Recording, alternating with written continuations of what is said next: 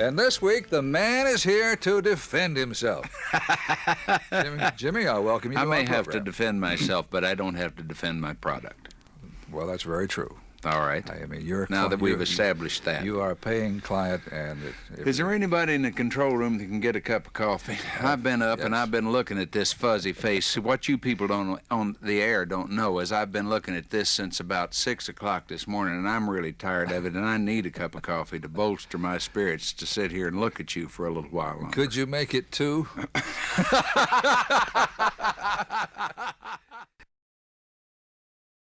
Listen, Ralph, this is your show. You can go in any direction that you want to go. I assure you that if you ever do my show, you will do what I want you to do. So play all that old garbage you want to. Wait, you don't have a show. I know. But if I ever get one, if I am ever employed, then, and I'm on your show, you will do it the way I want it done. If I'm on your show. That's right. Yeah, I think this is kind of nice. You've been sponsoring this program for a long time. Well, are you aware of that? I do that for 2 reasons. The first reason being that regardless of what I say to you, I like you. And the second reason, I do know that there are 3 folks out around Hale Center, Texas that listen to this mess. So I thought if I could sell those 3 people a pound of sausage, it might be worthwhile. Other than that, you're nothing, Ralph. Where is Hale Center, Texas? That's between Lubbock and Plainview. One of the thrilling spots of the Southwest. I see. What was it the Giesenslaw brothers said about that? They said, Jimmy's from Plainview, and that is a very plain view. It is. It's the only place in the world you can stand mud up your butt and dust blowing your eyes. But right now, I want to talk about Big Bad John. All right. Okay? Well, listen, glad to. You wrote this on a plane coming to Nashville? Yeah. For a session? Yes, I did. Had to, and needed another song. And it was the biggest song. It was the biggest song in the world in 1961, and it was #1 here in Australia and in Canada and some of the Scandinavian countries. It was #1 in Israel. Are you ready for that? Johnny Carson says, "Well, what did they call it in Israel?" And I said, "My Son the Minor." Was this done by any European acts? No, I don't think so. Did you do it in any other dialect or No. I just speak English, and I don't do that too well. I want you to retell the story about the play that inspired this. Well, I was in Destry Rides Again with Monique Van Vorn. She was a well-proportioned child, and God endowed her well. It's not Monique I want you to talk about, though. Well, I don't know anything else about the play. I didn't see anybody else there. Was somebody else in that show? There was a Big John in the play. Oh, yes, that's right. Now that you brought it up. Now, there was a guy there named John Minto. And John was 6'5", and I had to look up to him. And he used to say, "Big John." And I don't know, you just say Big John, and it's got a powerful ring to it. And I put him in a mine and killed him. That's all. Very simple. Not much to that, was there, Ralph? No. You thought you were going to get something big and historic and bright out of that, and it turned out to be dull as this show. Well, the show is only as dull as the guests make it, I suppose. That is not necessarily true. Would you tell the folks in the control room when they hold up a finger, could they find a different one? We're going to Do they use that for all your guests? They're giving me the 1-minute cue. Who's the girl in there picking her nose? Don't say stuff like that. Now I want to tell you what always bothered me about I Big can Bad tell you John. what bothered you, and that raid will get rid of it. They resurrected Big Bad John I didn't like that. for commercial reasons. Yes. You killed him in that song, and later on you did a song called Cajun Queen. And she came along and got him out, and I've been sorry that I did that from day one. I don't like the idea. The poor old boy was down there. He was dead. He had already gone to meet his maker, and regardless of what Cajun Queen says, he's still in that mine, and that sign out there still says he's down here. So. All right. Now, you are a man who is basically very honest. Yeah. Right? Yeah. So I was surprised you did that record. Well, let me tell you, at that time, I did not. I think one of the most difficult words to learn to say in our business is no. I will not. It's wrong, and I'm not going to do it. You get a bunch of record executives around saying, "Oh, man, you got to do this." And I told Don Law I didn't like the idea. But it's smash hit material. You've got to. And so, out of respect for Don Law, I did it. and that is the reason. All right. But it doesn't make me like it. My guest is Jimmy something Dean. Jimmy. That's sufficient. Jimmy No, Ray. Jimmy Ray Dean. Okay. Now, one time we were doing Pop Goes the Country, and you told I remember that. a story about a tune that Stuart Hamlin wrote, and then you performed Good it. writer. Good And, writer. I want to do the same thing on this program, but I want you to tell us the story of this old house. Well, you know, oftentimes, Ralph, guys write songs, and I know Stuart told me, he said when he heard this, that he heard Rosie Clooney's record of it, he thought, oh, my heaven, she's ruined it. And I believe the way he put it, he said, when Rosie Clooney's This Old House lifted the mortgage on my old house, I thought it was a heck of a rendition.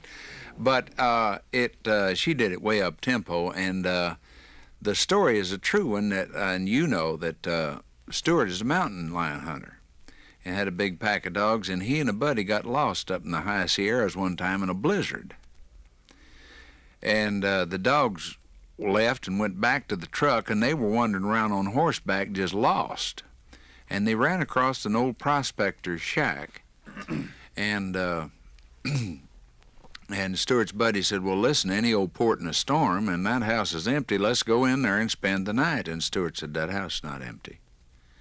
He said, there's a dead man in there.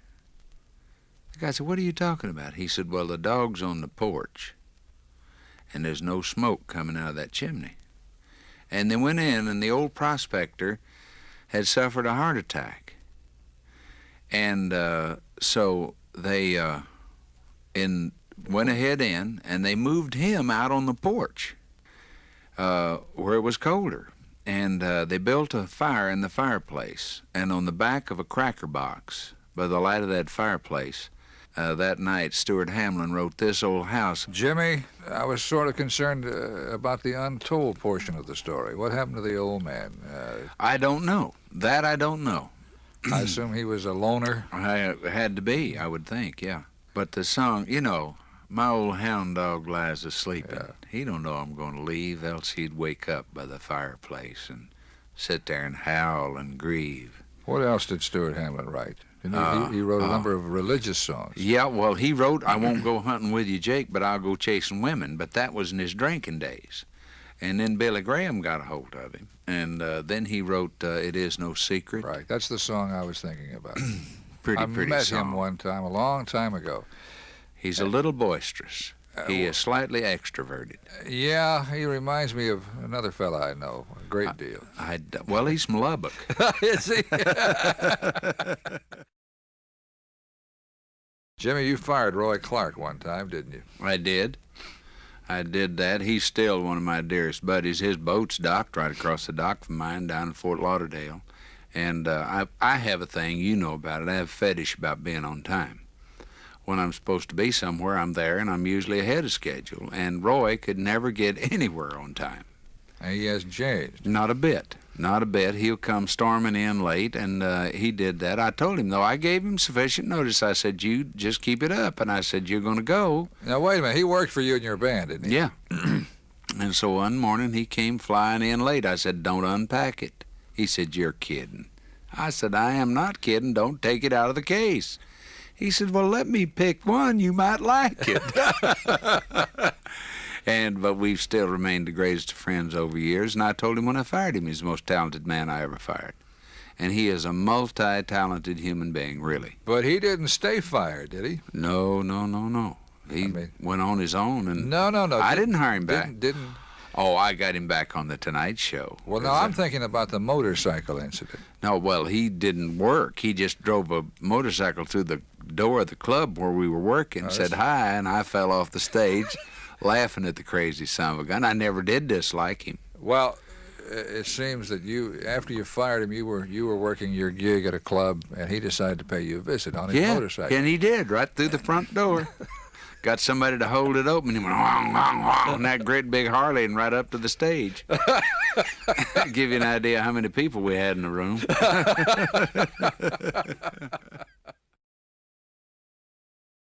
Our show is brought your way by Jimmy Dean Sausage. Yes, that's a marvelous product. Yes, I Ford know the Trucks. old boy that makes it. He's good to his mother, dances with his sister on occasion. And Jimmy Dean is our guest. It was all we could get this week. Mr. Dean, since you are the guest and since you are a paying client, it is certainly a pleasure to have you on this show. Thank you so much, Ralph. It's a joy to be with. I was thinking old Jerry Reed gave him his first nightclub job at Harrah's in Reno. You did? Did you know that? I didn't know that. No, well, I did. And he had a little trio with him, and while we were talking about it, I said, how do you feel about it? He said, boy, I got to want to so bad you wouldn't believe it. Had to be the most nervous guy I have ever seen in my life, but did an awful good job. Was he on your show? Yeah, he was part of our show out there. I have made major contributions to the industry. Ralph, you're not aware of that. You think you're up on all the things that happen in country, and you're really dumber than a box of rocks. Well, I admit it. I have a lot of friends that don't. You also, I've always given you credit for making Roger Miller a star. That's funny. None of the department stores will. No, you made Roger Miller a star. Oh, no. I don't think you can do that. I don't think you can make anybody a star. We had maybe something to do with him, inching up the ladder, and that's been one of the, the great things for me. I've enjoyed seeing people, climb the ladder. You were pinch hitting for Johnny Carson as guest host of The Tonight Show. Yeah. And got Roger a spot, and he was doing Dang Me back in this. Yeah, and also we got Roy Clark on. I called him off the side. I said, you're going to pick till you make good. I said, we're just going to have you out there. And then he did that thing that he does, The Great Pretender. Yes. And he did that and just literally destroyed the place, just tore it up, and did a marvelous job. Of course, we found Patsy Cline years ago, Winchester, Virginia. Have you seen the motion picture Coal Miner's Daughter? No, but I will tell you what, I had a review the other day. The people that send you these commercials, Sumner and Barry, Don Sumner said to me, it is positively a wonderful picture. Well, Patsy Cline is portrayed in the picture, and since you knew her, I thought it would have special interest for you. Well, she's what do I need to say? She's a super singer, just a great, great singer. Hard-headed as she could be, but a delightful gal. A little girl named Beverly D'Angelo plays her role, and they took old pictures of Patsy and recreated the style of clothes she used to wear. Yeah. And Patsy, of course, was a super singer. Oh, yeah, yeah. If she were alive, I think she'd still be a big star. Oh, indeed, indeed. I mentioned Chris Christopherson, who was on this show recently. Yeah. To Jimmy. You said you want to do something of his? I think he's probably... I like words. I love words. And if you know anything about Chris, I think he wrote his life in one song. And from time to time, people get wrapped up in a melody and they forget what the words say. And he wrote a thing called Sunday Morning Coming Down. Mm-hmm. And I think it would make a good recitation because he says, I woke up Sunday morning, no way to hold my head that didn't hurt. And the beer I had for breakfast wasn't bad, so I had one more for dessert. Then I stumbled to my closet for my clothes and found my cleanest dirty shirt, and I shaved my face and combed my hair, stumbled down the stair to meet the day. I'd smoked my mind the night before with cigarettes and songs that I'd been picking. Then I lit my first and watched a small boy cussing at a can that he was kicking, and I crossed the empty street and caught the Sunday smell of someone frying chicken. And it took me back to something that I'd lost somehow, somewhere so far away. On a Sunday morning sidewalk wishing, Lord, that I was stoned. 'Cause there's something about a Sunday makes a body feel alone, and there's nothing short of dying half as lonesome as the sound of a sleepy city sidewalk Sunday morning coming down. Mm. Isn't that a strong thing? Well, it is. The next verse, he goes on into his church background, Let's see what it says. I forget how it went, but I passed beside a Sunday school and listened to the song that they were singing. Then I headed back for home, and far away I heard a lonely bell a-ringing. and it echoed through the canyons like my disappearing dreams of yesterday. Isn't that strong? It is strong. Yeah, he wrote that when he had a little old tattered apartment down on Record Row. That's about 16th Avenue South. Yeah. Which is where the records are made here in Nashville. You know, the first time I met him, you want to hear something? You want to see a guy get ready to throw up? The first time I met Chris Christopherson was after he had already attained great stature in our business. And we were introduced. And he said, you know, I had the chance to meet you before. I said, really? He said, yeah. There was a girl named Dale Turner. Now, Dale worked for me in Washington. And he said that Dale had set up an appointment for him to play some of his songs for me.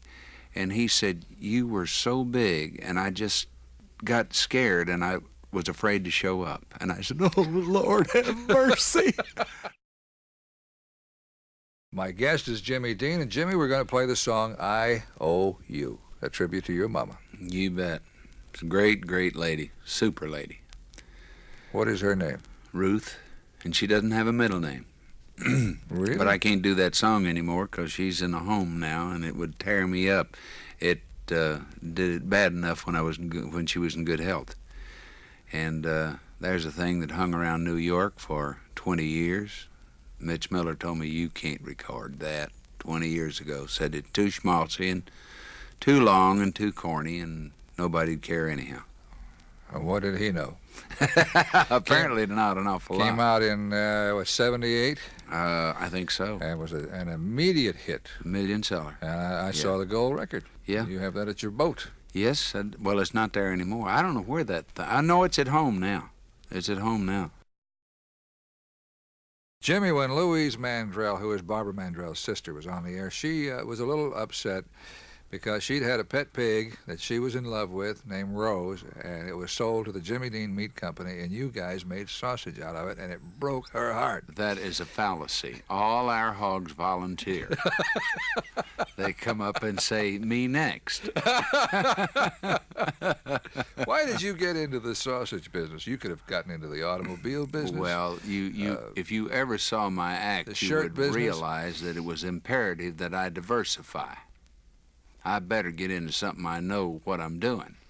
I haven't found it yet, but I'm working on it. But why the sausage business? Well, I was in the hog business in Texas and had one of those marvelous federal interventions that deals with the law of supply and demand. And the hog prices fell clean out, and every time I sent a hog to market, it was like tying a $20 bill to his tail and saying bye. Mm-hmm. And so I was having breakfast in a little old diner one morning, got a gristle stuck in my tooth, and I was taking my fingernail trying to work that thing out of there, and I said, boy, there's got to be room for a quality sausage on the market. And I've always enjoyed sausage. My granddaddy used to make it, all my uncles. And I've always enjoyed good country sausage. And so I started a little research, and one thing led to another, and then we built the first plant in Plainview and the second one in Iowa. And I think we've kind of proven beyond any shadow of a doubt that there is room for a good quality sausage, and by golly, I make it. How much do you have to do with the sausage? What do you mean by that? Well, did you pick out the method by which they would make the sausage? Well, that's a pretty that? well-established method. We have innovations in the sausage industry that I don't think anybody has. We have the most totally automated plant. We have another thing that I am very, very proud of, and I had this done. We have a plate glass window in the plant. Somebody once said, if you like the law and you like sausage, never see either one of them being made. And we have a plate glass window where anybody can walk in off the street, no set-up tours where we can set it up and make it pretty for you.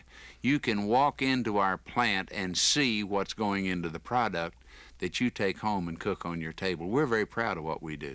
We do a good job. Well, you have emphasized so many times about what's in the sausage, and so I assume that was by your selection. Well, when we went into it, the idea was to make the finest quality pork sausage that is made. We wanted to make the finest that there was.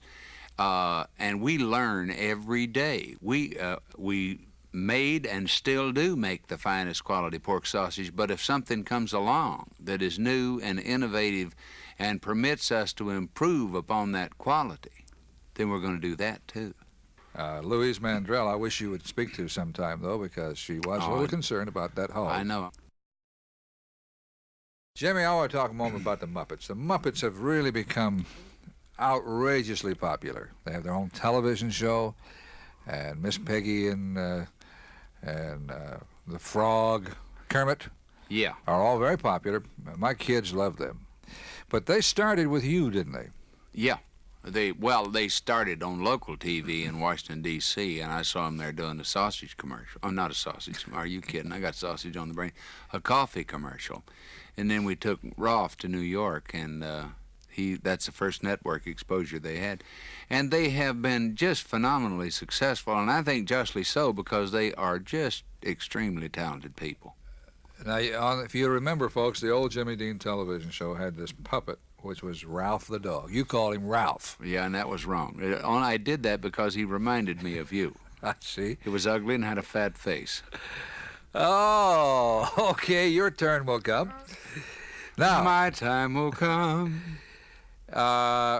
Ralph the dog used to be on, and what part did he play in the show? Just a little comedy Well, relief, he was right? he was just kind of my sidekick, and Jim Henson said to me, a long time after we off the air, and they had done several other shows, he said that Rolf had never worked as well as he did with me, and the simple reason being that I believed in him. When I worked with him, as far as I'm concerned, Jim Henson and Frank Oz, they were not back there. I was working with, and I loved that crazy thing. I really did. You were working with a dog. Yeah, and nobody ever saw a dog that looked like that, but I loved him, and he was very real, you know, and used to ad-lib What and was just the funny destroy. line he pulled on you one day? Oh, that one ruined the whole skit. I never did straighten out. It was a routine where he was going to sing a song, and he was playing a ukulele. And, you know, you tune a ukulele and it's, my dog has fleas. And he came on tuning the ukulele and said, my man has fleas. And just, I don't know why, it just wiped me out. And I never did get squared away. They were funny guys. They thought funny. Did they script that part, or did you just It was ad-lib with scripted, yeah, that was scripted.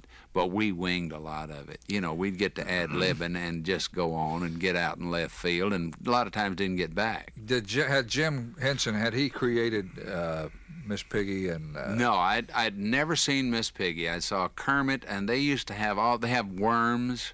They had worms and monsters and things like that. But I'd never seen Miss Piggy.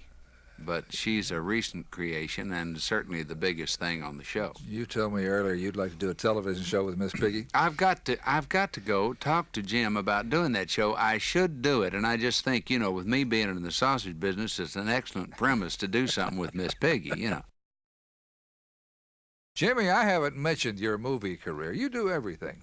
Have done everything. I'd like you not to make a statement like that. That is all-encompassing and should not be stated as such. I do not do everything. You played Howard Hughes in a movie one time, and I got the biggest kick out of that. You know, you want to hear a funny story about that? I was working for Howard Hughes at the time, and working at the Desert Inn, and I had a long-running contract, and he was paying me an awful lot of money every year. I made that movie. That was a James Bond picture. Yeah, James Bond picture, Diamonds Are Forever. And I played Howard Hughes.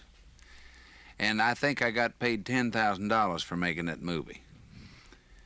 And I thought, wouldn't it be funny, because the guys that produced those pictures were started by Howard Hughes, and out of a really just kind of a moral commitment to Howard, they sent him the first 16-millimeter print of every picture. He saw every James Bond picture before anybody ever looked at it.